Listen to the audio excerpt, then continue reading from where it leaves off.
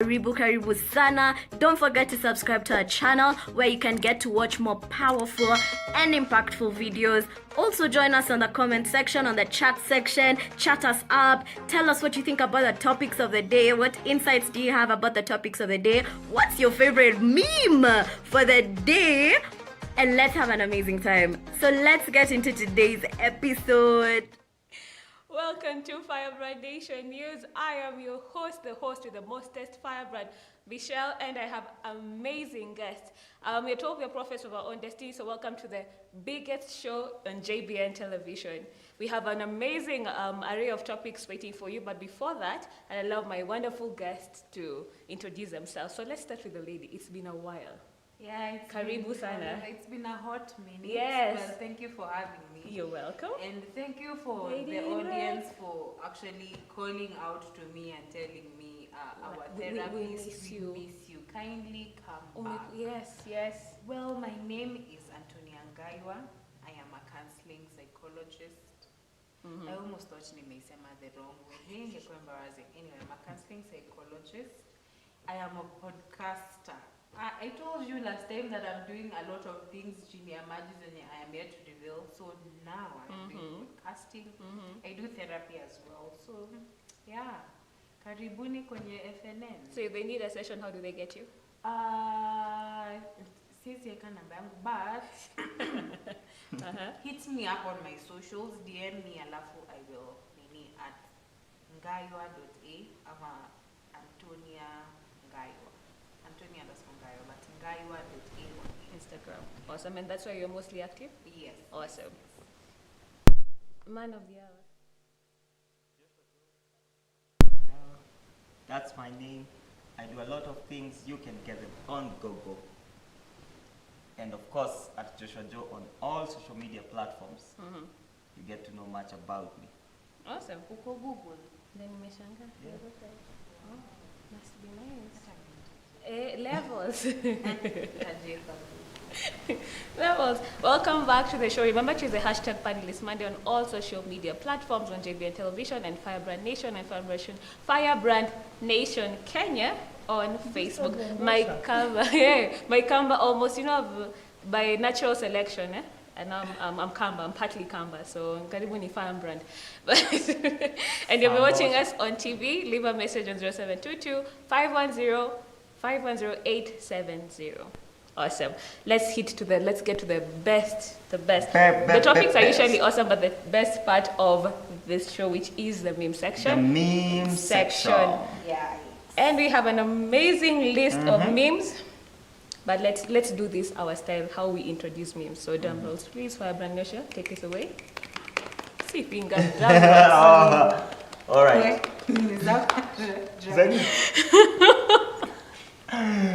Na sasa ni wakati wa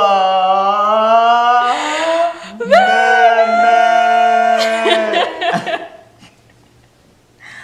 Kama dawa, karibu kwenye meme section. Mimi nakwambia watu wangu wa nguvu. There are great memes right here. I want Firebrand Antonia. Nimesikia ni Firembosha. Baby Sitishiki. Okay. Best show.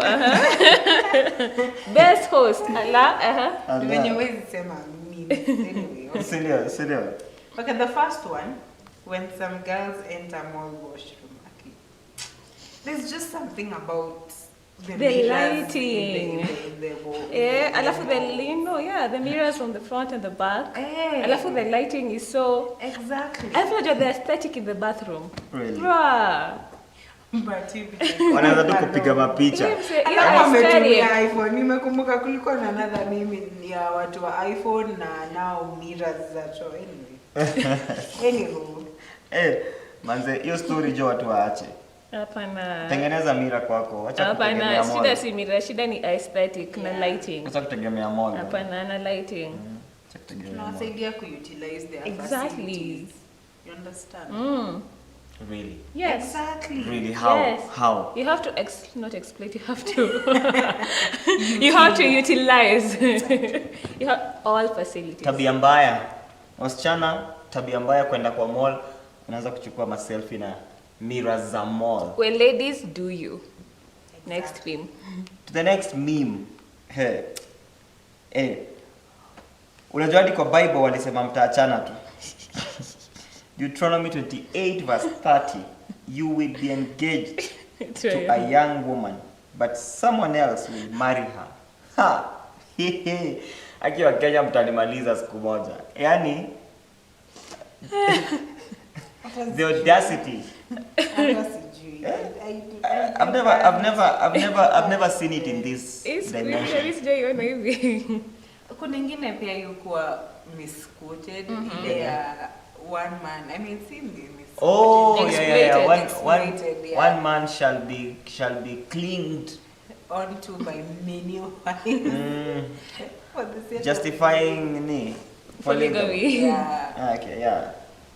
Lakini ya mtaachana tu. Hata Bible imesema ukiona relationship yako haiwaki na mwenzako inawaki, unasema hata Bible imesema mtaachana tu. Mtaachana. Kamati ya watu wa roho. Hiyo ni kamati ya watu wa roho chafu. Kamati ya Jezebel. Jezebel. Imekuwa deep. Man, KRA memes. KRA memes zinaniua tu. Anyway, kuna ya kwani leo hampigi sherehe. That is KRA. Kwani leo hampigi sherehe. Manze. Audacity. You know KRA, yani siku hizi mpaka watu wameogopa kutesa pale kwa gram. Really? Utese ni ukujiwe. Utese ukujiwe. Kwenye gram ama kwenye Twitter? Everywhere. Sana unajua watu utesa kwa gram. Juu Twitter ni information, lakini kwa gram pale ndio kutesa. Zile picha zinawekwa pale, zile video wekwa pale. So siku hizi watu wameshindwa kutesa. KRA itakufuata. Manze gram siku hizi imekuwa imerust. Sai mneka tu ni za motivational quotes. Shukuru Mungu for a new day. Kuna msee aliweka pale nini? Aliweka pale food, pale fish. Akaambiwa sasa karibuni lunch manze. KRA nayo. Unakula lunch mara ngapi kiongozi? Kiongozi. No utulipi. No ulipi taxes. Wanaona file nil returns ni wengi sana. Itabidi mmefuatwa mpaka kwenye Instagram. Sasa mpaka Subaru boys wamepaint gari zao black zote. Yani kiasi ikae Roblox but yuko white. KRA manze, the rate at which KRA wanatisha watu hapa nje. Wale wa Kenya watati. Watu wapumui. Yaani unaingia tu pale tu online tu hivi. Unajipost tu na kableza kampya. Unasikia bro, wewe si wa nil returns. Alafu wasinafu ume tag mani umenunua. Na unajua mtu akipenda whatever you wearing. Ataenda kwa hiyo page. Angalia the amount. Kiongozi. Unasikia kiongozi. Wewe ulifile nini? 0. Nil returns. Tunakukujia. Wewe unaamua. Okay. Unapigia pasta story secretly, alafu unamsikia Sunday. Kuna kijana hapa na sitamtaja. Aliniambia, then there goes your story. Kwanza ukisikia tu aliniambia, unasimama hivi. Yesu. Tena. Lakini hiyo ni kitu ina happening. In confidential. It is something that is inborn in pastors. It's inborn. But sijataja jina.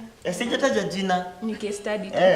Ni vile tu nawasikia sana. Ni case study. Ni vile tu ni kijana wa hapa. Nawasikia tu. Ni case study. Hawezi jua ni nani. Kijana tu wa hapa. The other day. Nawasikia sana.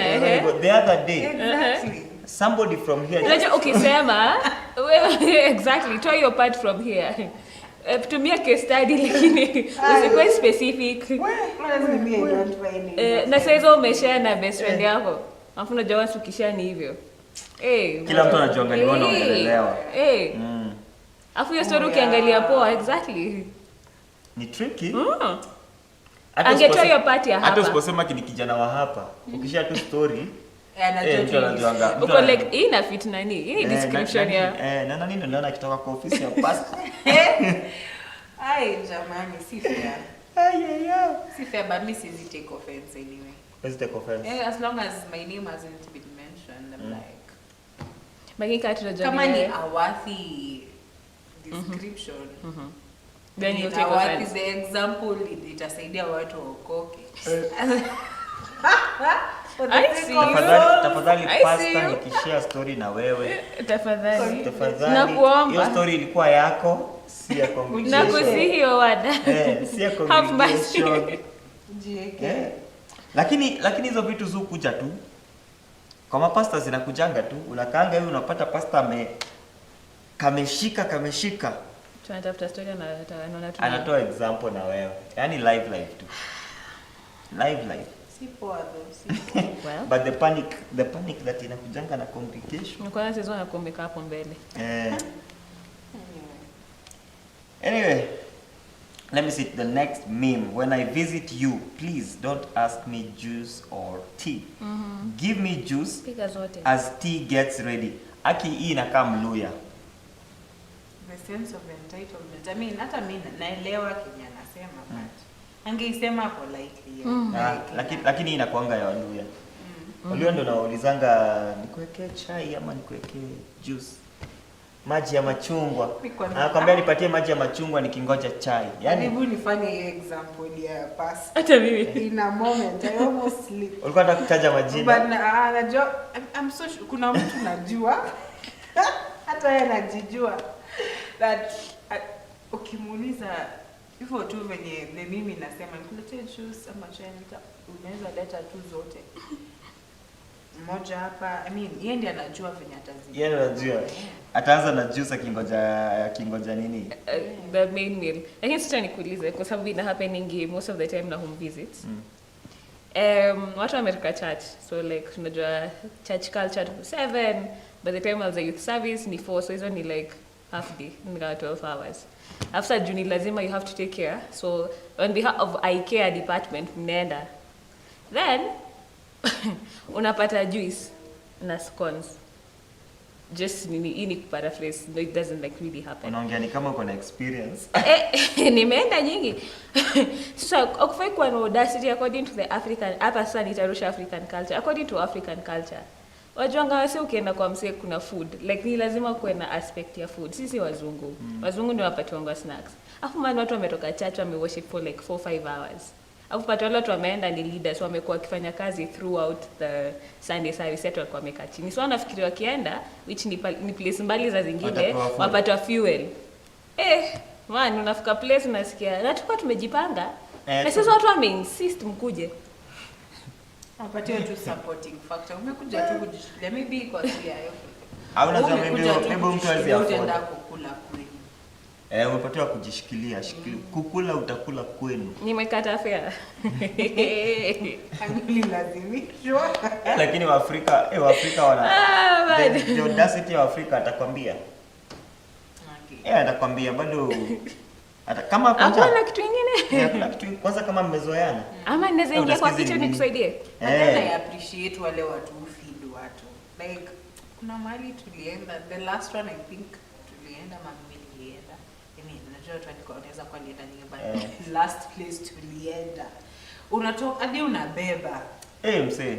I was like, I appreciate such places. I mean, I appreciate such places. I appreciate you. Yes. Yeah? I mean, unakula mpaka unabeba.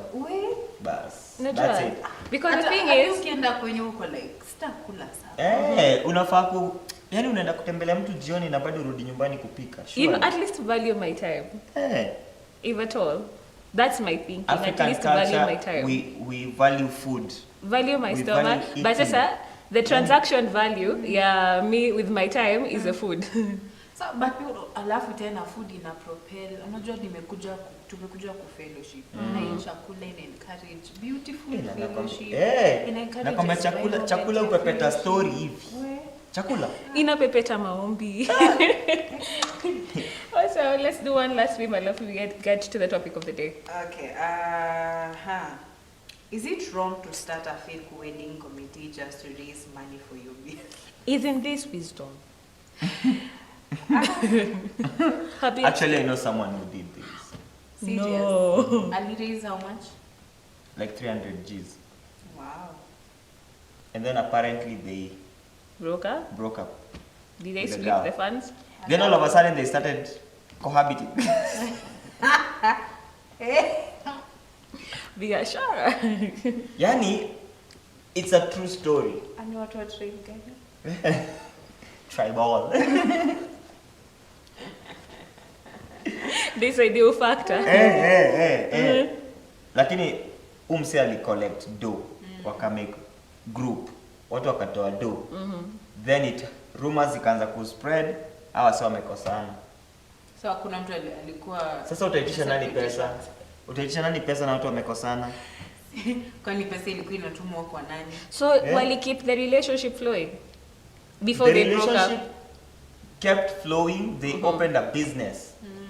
Oh. Yeah. So they broke up biashara, and then they started a lakini sasa business. dem ndo anarun biashara. Inafanya vizuri. Yeah. Are they both? Are Then they still no. together? They are together. Oh, okay. That was just strategy. So what we never Strategic knew is thinking. if it was strategic thinking ama they actually broke up and And then wakarudia. came back together. Oh. Hiyo story hijaijulikana. Well, A lot it's of a gaps. mystery you shouldn't desire to solve. I mean, bado wanaishi pamoja. Pesa inafanya vitu. Need Pesa ilikuwa ya the harusi end bana. justifies the means? I mean, the means justify the ends? I have no idea which is which in this I don't case. know. I don't know, but hey, say, well, you don't Boro do that. hai. Kweli ulitoa how But much?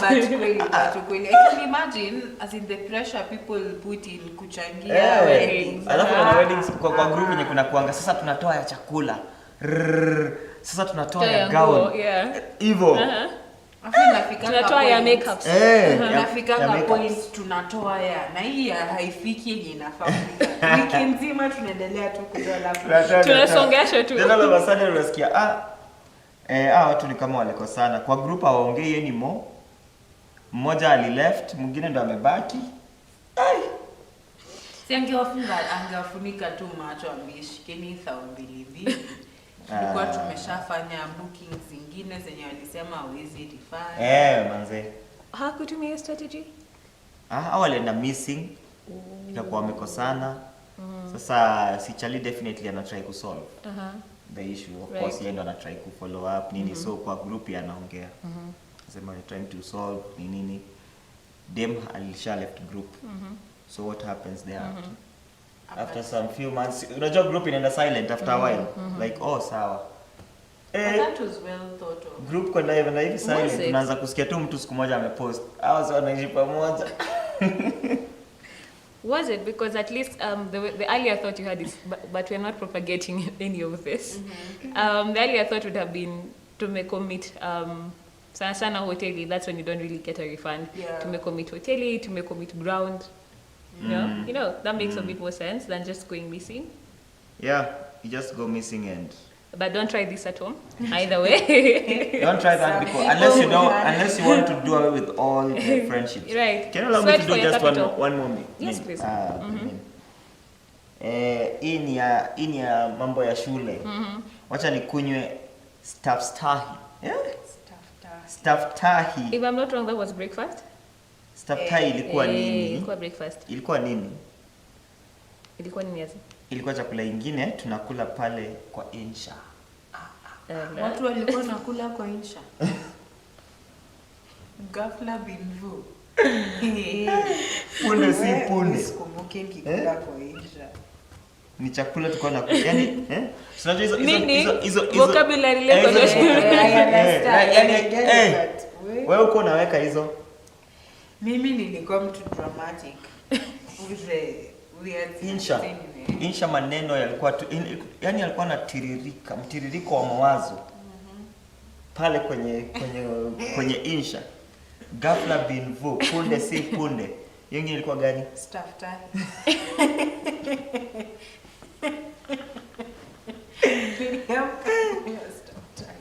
Staftahi.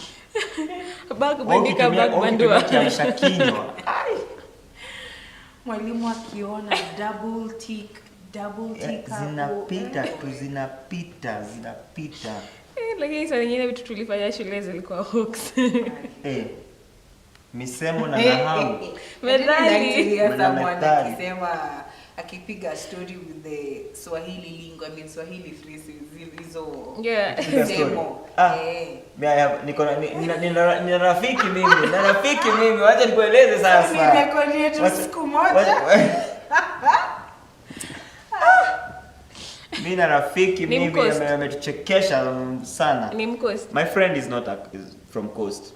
Lakini sasa just the love for the language. No, ule chali mwenye anamdai ni Mcoast. Msee nakwambia siku moja amempigia akamweka loudspeaker. Tumecheka bana. Tumecheka. Mpaka nikamuuliza, msee utatoboa? Utawezana? Utawezana. Yaani ule kwanza ametoka pwani kule ndani, kule chini kule Kilifi. Kuongea ni pole pole. Na kwa taratibu. Maje, piga simu. Si habari gani leo? Niko fiti. Habari ya kazi.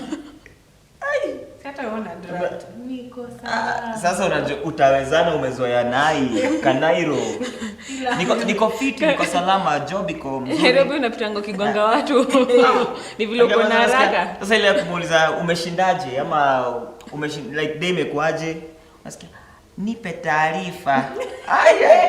Kwa nini ni habari? Taarifa. Mimi nakwambia ule speaker.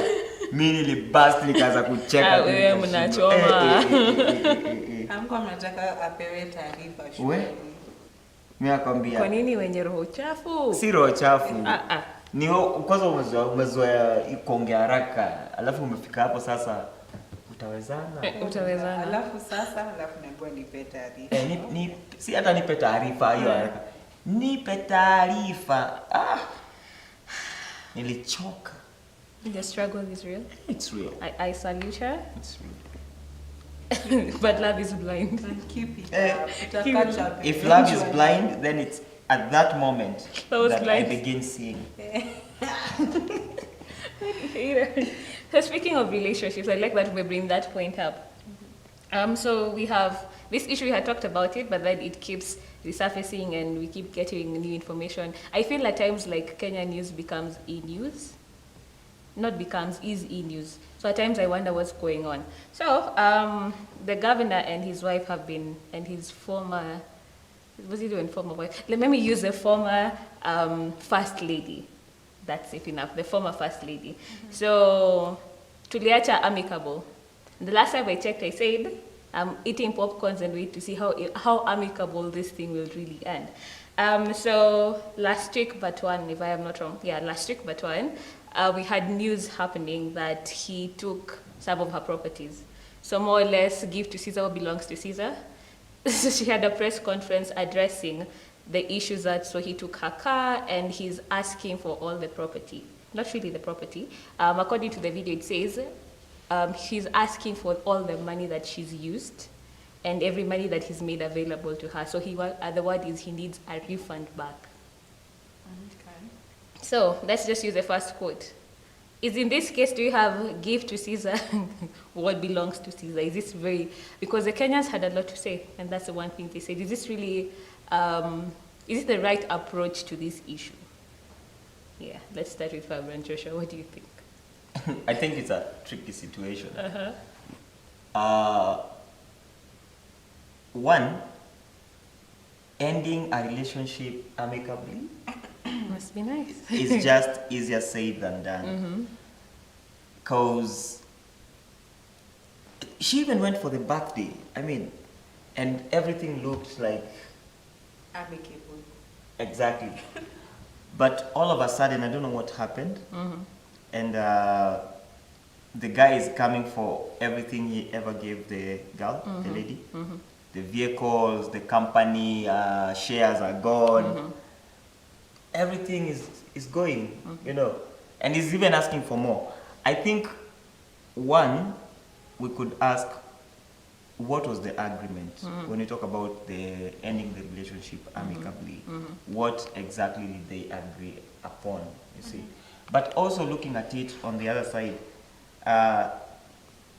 were they legally married? Because she said we were in a long-term Partnership. exactly. She called something. Yeah, long-term. A 10 years Yeah, relationship. yeah, long-term partnership. So those are 10 years. In the video, she says we were not actually married after all. Yeah. So again, if we are not married, the partnership has ended. But see, when you cohabit, Then- that equals a marriage. Exactly. It's 6 Yeah. months actually. According to Yeah. That's actually according to the new law. The new law. As long as you've been together in 6 months, then you're husband and wife. So I don't think he should be. It's a two-way thing. I don't think he should be asking for the things that he's invested to this guy, to this lady, because also the lady has profited him. He's done some investment to the guy. You know, even emotionally, just knowing that you have someone makes you get more profits, because once your mind is at rest and at peace, you're able to work. You're able to, you know, you're able to just make more wealth. So I don't think he should be going after her. After all, I think he should just let her go. And I'd ask. I mean, at the beginning, wakianza. I mean, I know no one goes into a relationship thinking that he It's will gonna end. break up. Yeah. But did he love her? Were these things given out of love, Ama, in an expectation that you're going to be in my life for the rest of your life? So this is kinda to benefit sisi wote. But now that you're umeenda, probably I am bitter and hurt and I'm going to do Shida ni unaenda kula mali yangu na mubaba. I know bitterness, exactly, Yeah, being bitterness, bitter and angry. But then again, like yes, like I said, no one goes into a relationship thinking itaisha. But these are things, especially in a situation where he's the governor, of course. I want to assume that he has more money than Lillian, despite the fact that she says that she was able then to sustain herself and do stuff for herself.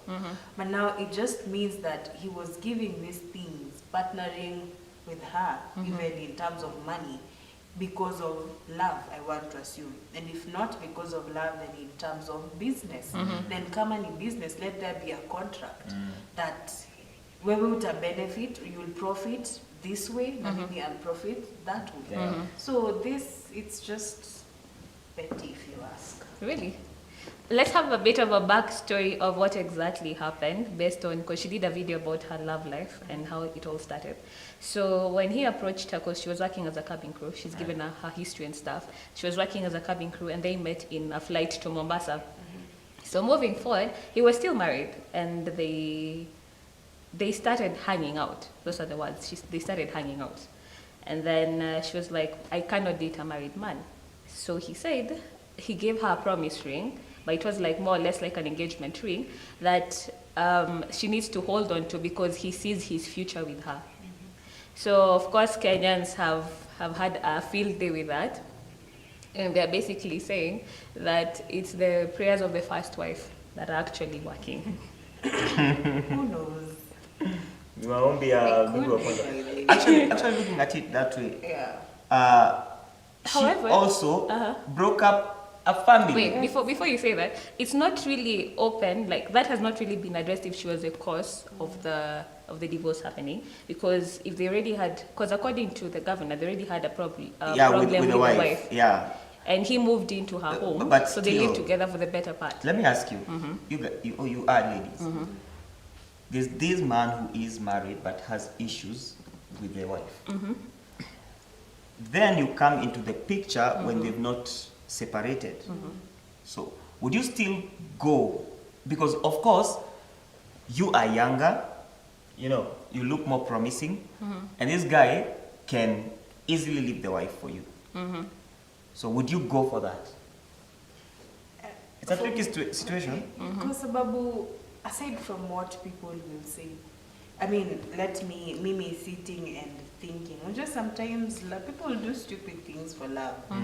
But then again, looking at it this way, what if I want to go for it and say, I just say, okay, you're married, regardless of the situation surrounding your relationship with your wife, let me just take my leave. They could have probably worked it out na warudiane. I mean, it's not at a definite that because you're having situations mtabrika. Yeah. They could probably just find their way, work it out, probably go for therapy. And then work it out. But I don't, as long as people bado wako married, that they're still legally married, they're still living together. I feel like that is a very a part where I feel like the God of that first wife thundered after 10 years. Anyway, that's on a light note. 10 years. But yeah, 10 years later. But let's look at it also on moral values and such stuff. You've enjoyed for 10 years. Then you come to learn that this man is actually controlling, according to her words. The man is controlling, the man cannot, doesn't want her to work anymore, you know. So you look at it in this dimension and you're like, so how do you expect this lady, because she's young, she's ambitious, how do you expect her to be in the next 10 years? You know, so she is to an extent also justified to have left the relationship. No, but to me, I feel she could have done better from the word go. Yeah. Made a more informed decision before. Before, because now you see these are again 10 years wasted, you know.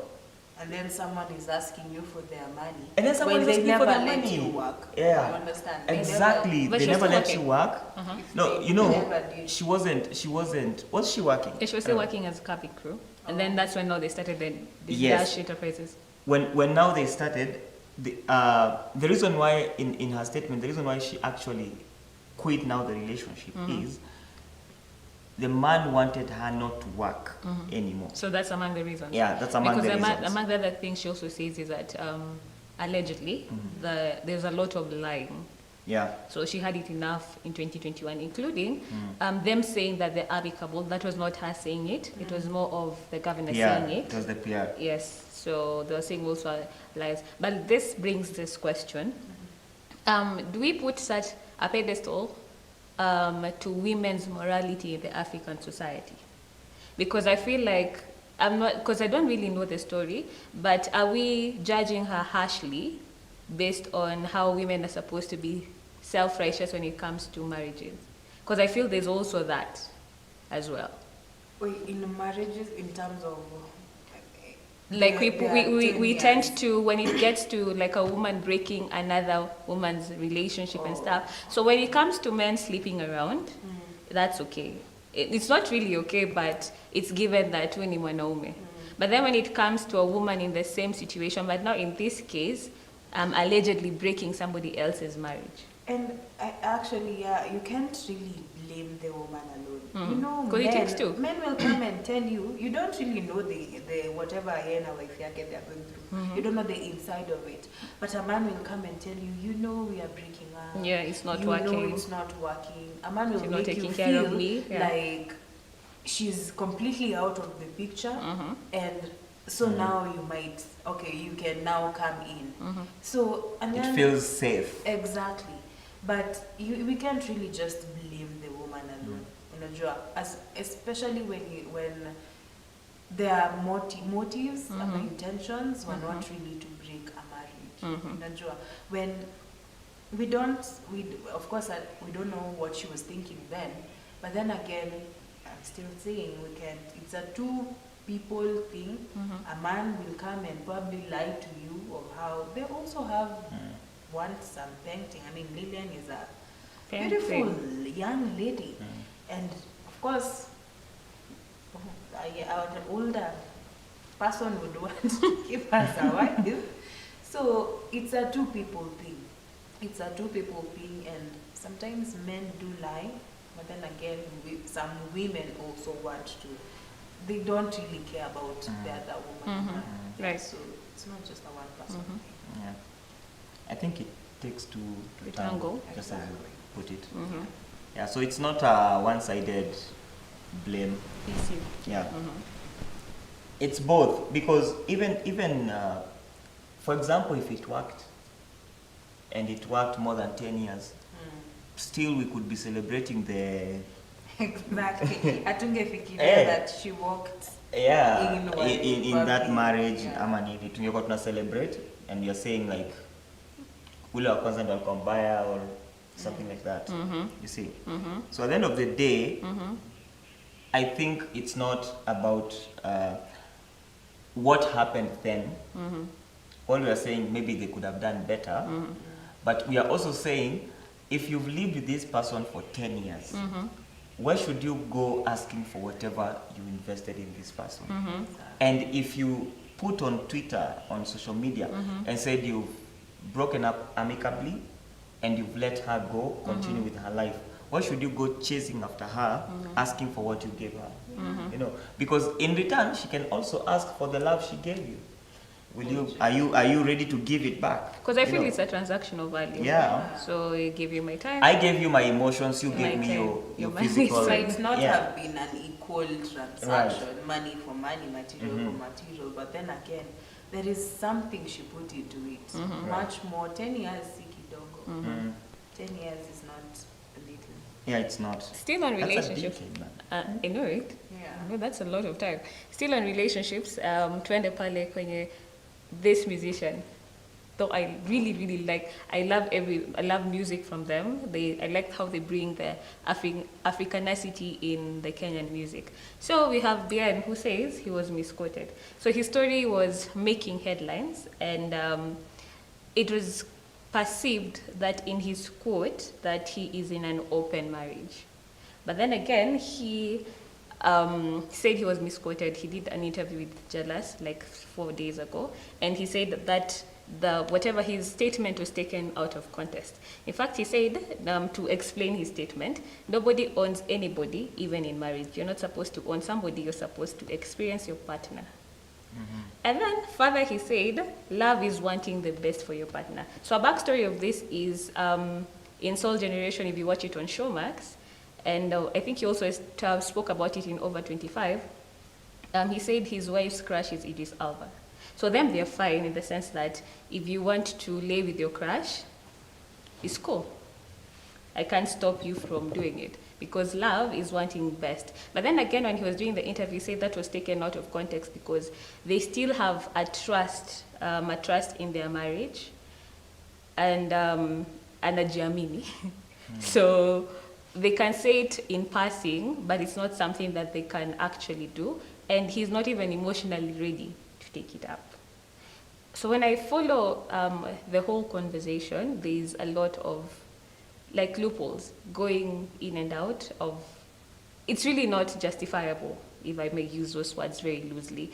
It doesn't really, have you ever given, it's like an oxymoron, that's the right word, it's an oxymoron.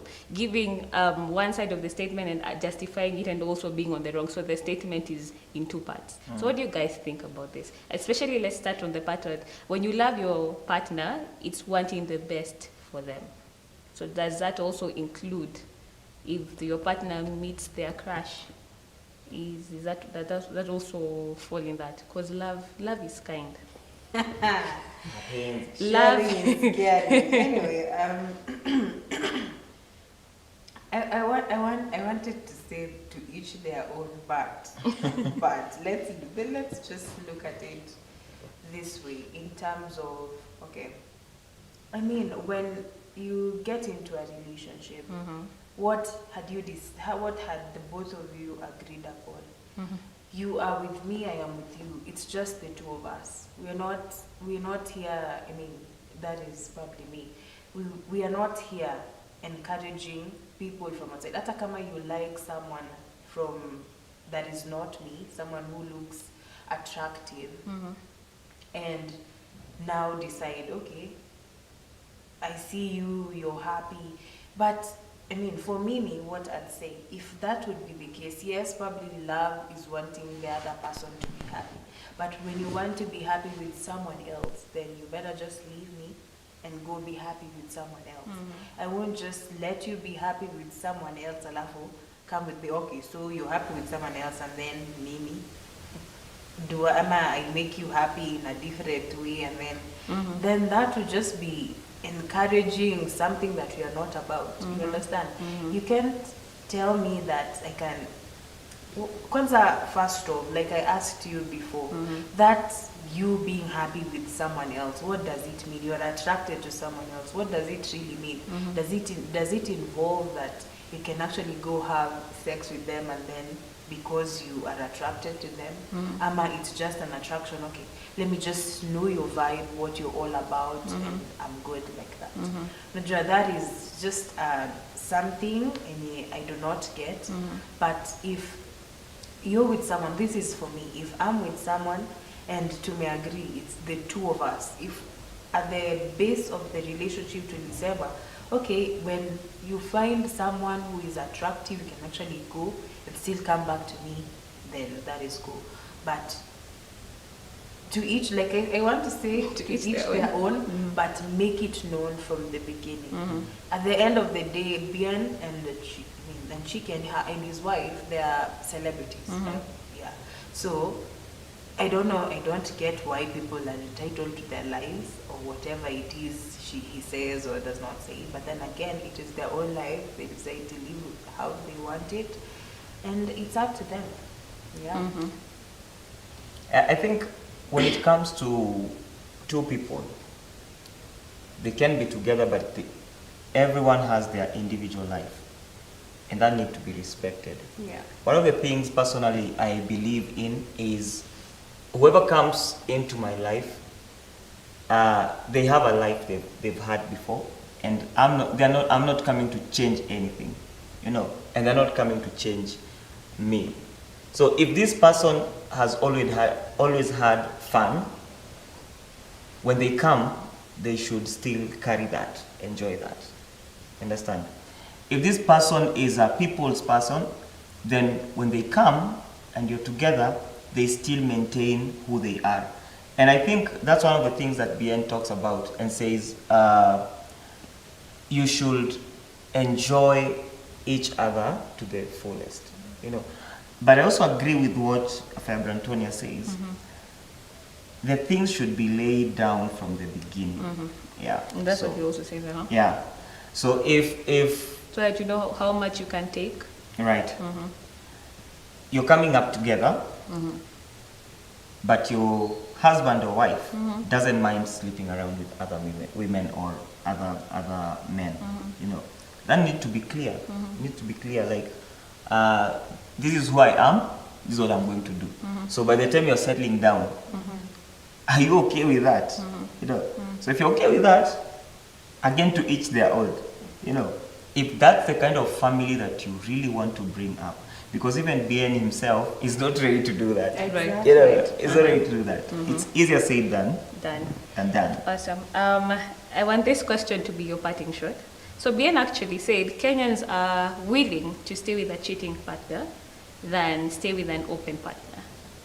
So what's your take on that? Is it true? Is it false? Are you willing to stay with a cheating partner or an open partner? None. And why? I will start with Antonia.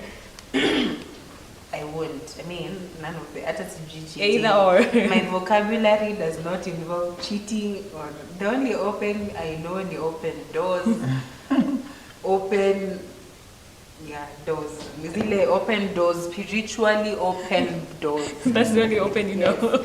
But none for me. But what he said, I actually encountered a tweet that someone said nowadays Kenyans are embracing. I mean, the man has been kind of, ameachiwa leeway. Like, people have just decided and settled on the fact that, okay, men cheat and that's cool. Okay, let's move on with life. But it shouldn't be that way. It shouldn't be yes, it is the nature of the man to cheat. So do your thing. I mean, just act according to nature. where does it, I mean, we are Bible-based. I mean, our standards come from the Bible, and I do not believe that is what the Bible says. And it being that way, I think it could be true-ish, but then again, nimekuja ku realize Kenyans have started becoming kind of open-minded, kwa sababu they're now accepting, acknowledging the open relationship. People, since the society, people cheat. Now you want to now accustom to that, the imbalance, the waywardness of the society, and now make it equal accommodating. So I'll be part of an open relationship such that I know that Umtu can just do something with someone else and I won't mind. Kwa sababu it is already in what we have agreed on. So it feels like people are now encouraging the open relationship just to kind of accommodate cheating. Ama kuifanya isikue hati. Something like that. But for me, either or. Your mine and mine alone. And that's it. And sharing. Yes. I think sin is sin, whether you pimp it or not. Whether you hide it or put light on it, it's still the same thing. It's sin. But it is true what Ben says. People would rather appreciate the cheating aspect that is hidden than the open one, but it's the same thing, you know. Open entails talking about it, like yeah. That's what I'm saying. People would like, kama fanya huko nisiwahi jua, unajua, and like kuja tuongee, shida iko wapi, and that's what most people are now going for, or what he was advocating for. Like, let's talk about it, Of which I still think going open is a good thing. It's a good thing because you're now acknowledging what is happening. You're not hiding it under the carpet. Wait, open relationship is not that, okay, I understand it's talking about it, but doesn't it mean that you're not just with me? It means that you can do whatever with other people, like regardless of the gender. Yeah, but doesn't mean that you're accepting it or you're acknowledging it. Only that you're talking about it. It's on the open, right? It's on the open, like I know my wife cheats or my husband cheats with so and so probably. But now it gets to a point whereby you're not okay with it, but you're living with it.